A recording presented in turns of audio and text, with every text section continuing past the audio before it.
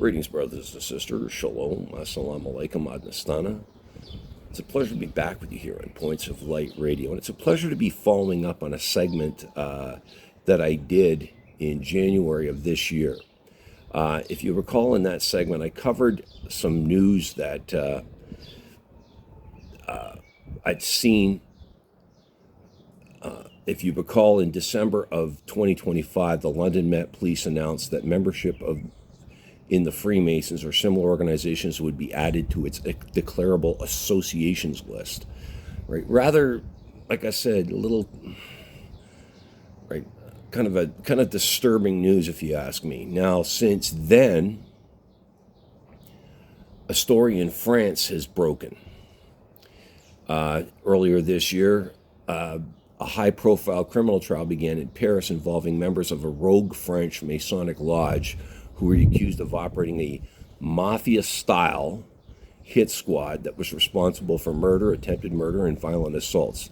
A total of 22 defendants went on trial, with 13 facing the possibility of life imprisonment. The network is particularly notable for integrating corrupt members of the French intelligence and law enforcement.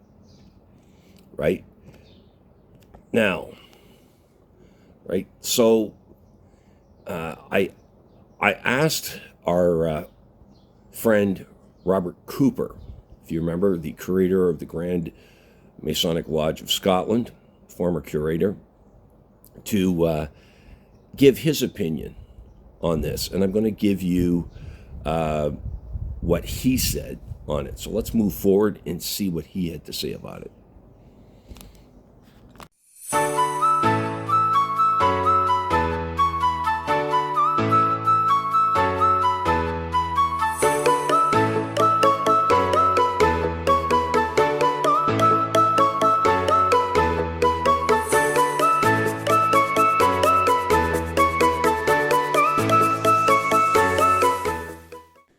Well, now the thing I wanted to ask you about as well is these developments within the Metropolitan Police, I guess, in London. Now they're asking members to declare their Masonic membership.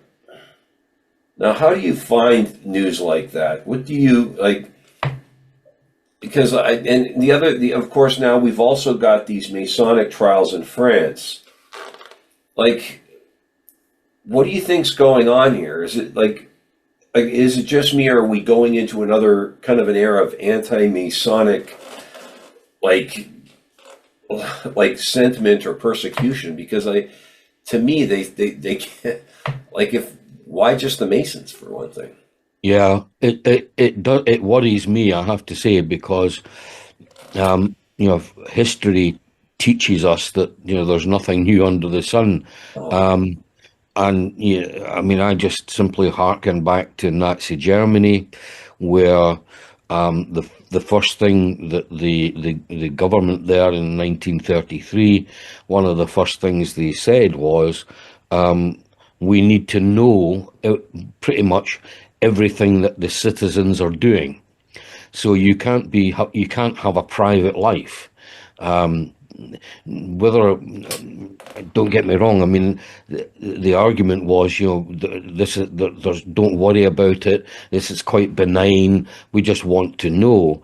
But of course we know full well that wasn't true. The authoritarian regimes just simply don't like the idea of people doing things that they don't know about. And that's putting it at its mildest.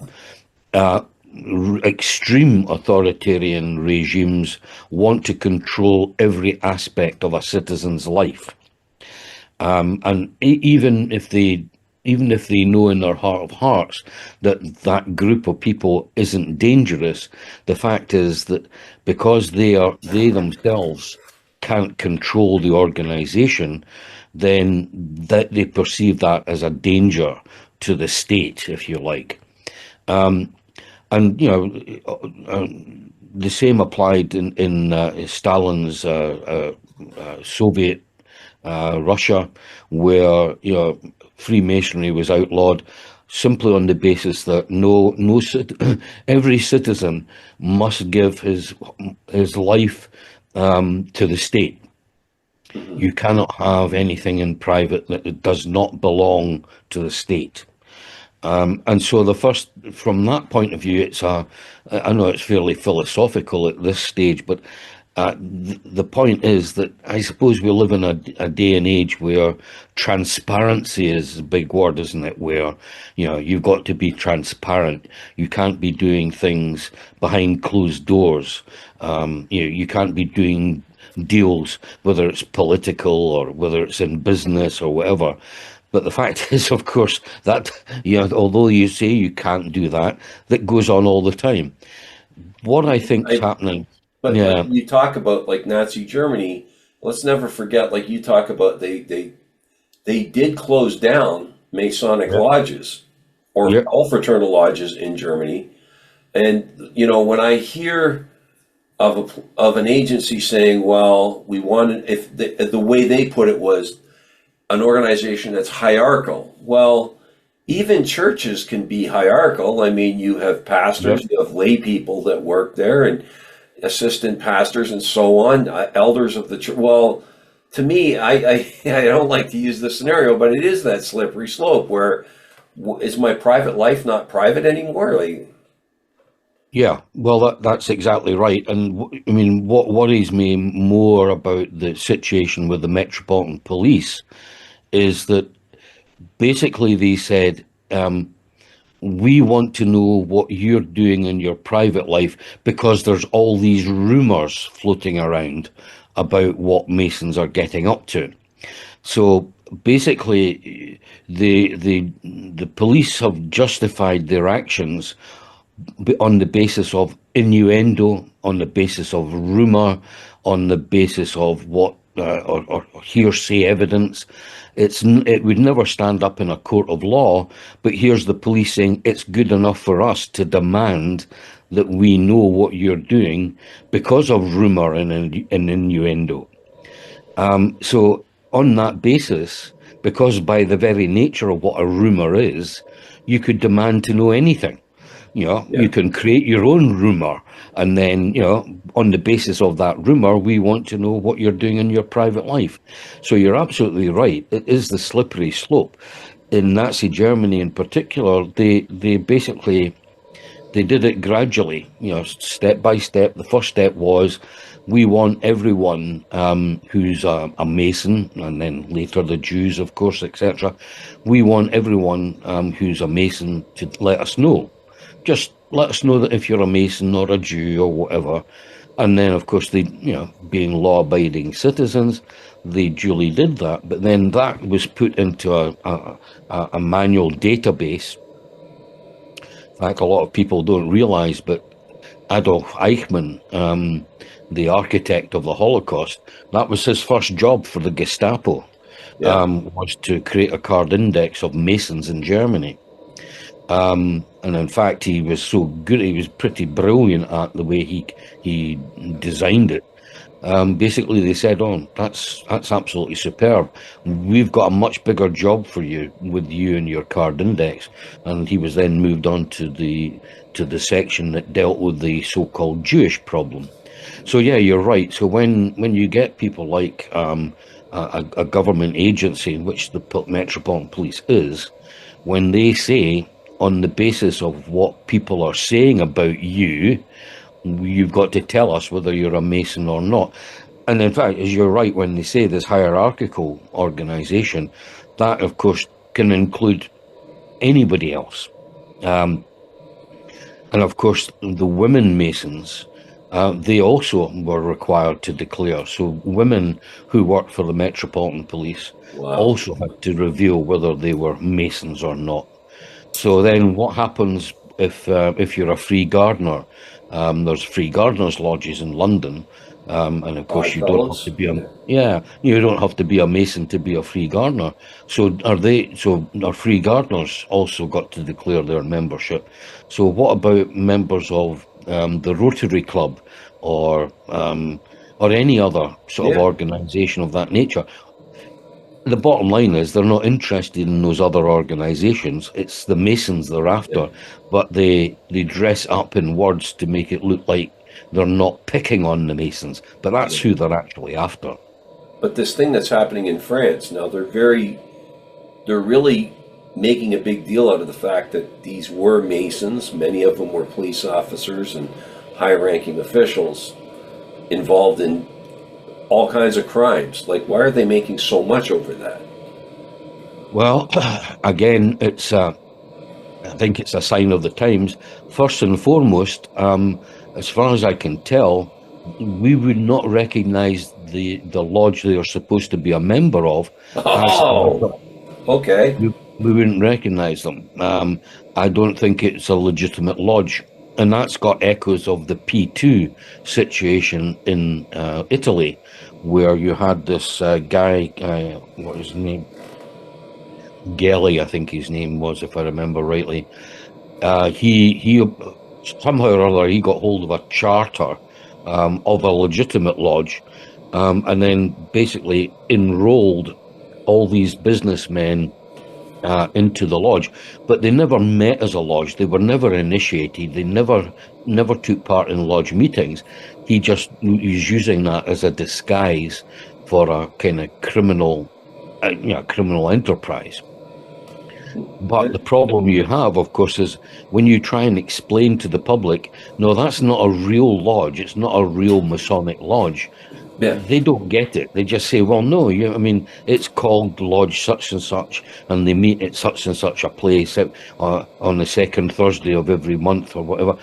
To all intents and purposes, it looks like an ordinary Masonic lodge. But of course, to us who are Masons, we would simply say, but no, it's not a legitimate Masonic lodge. No, It they have doesn't, no charter. They have no. no warrant. Nothing.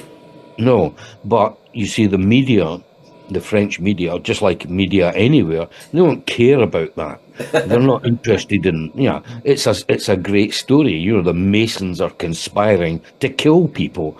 Well, the fact that they're not real Masons is irrelevant. No, It's my just, goodness. it's just too good a story for them to go into the niceties of whether are these people actually real Masons. Well, they're not interested. They don't even ask that. I'm surprised that the Grand Lodges in France haven't come out publicly and told the story as it is. Maybe they have, and maybe the media is not interested. It's something I think perhaps we should follow up and find out. Is this a legitimate lodge? Are these actual Masons? Did they go through the same initiation ceremonies that we did? Until we know that, we can't we just read the media's reports and think, oh no, here we go again.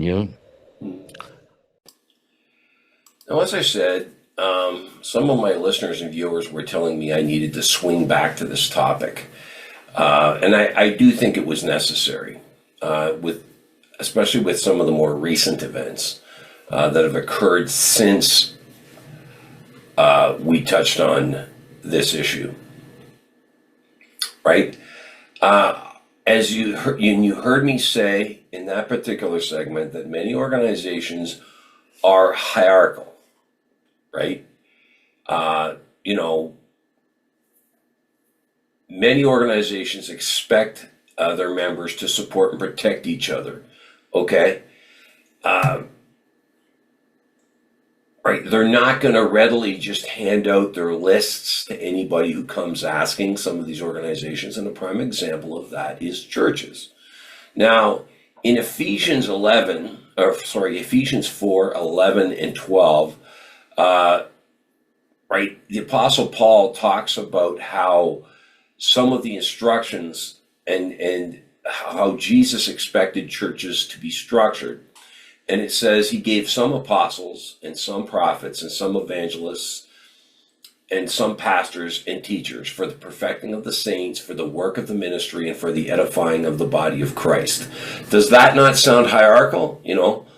Apostles and prophets, evangelists, teachers, and as I've often said, many of these churches, and you heard me talk about this to my guest, about, have pastors, assistants, pastors, deacons, and so on within the church, elders. Okay, it sounds hierarchical. I'm sure other organizations such as Islam and Sikhism and Buddhism and stuff have the same type of structure to many of their places of worship. Okay, you need that, right? And you need that structure. I can say as someone who's, gone to church most of his life, you need that structure, right? Now I ask you this again: if we give the authorities or our employers, this kind of rope, how much more rope will they eventually ask for? Okay, let's be careful. Okay, and let's not be afraid to question these types of laws. And I'll leave it there, right? Now, before I go, I want to draw your attention to the PayPal link in the details section of this segment. You can hit on that, make a voluntary donation to Points of Light Radio. We will use that to move the podcast forward.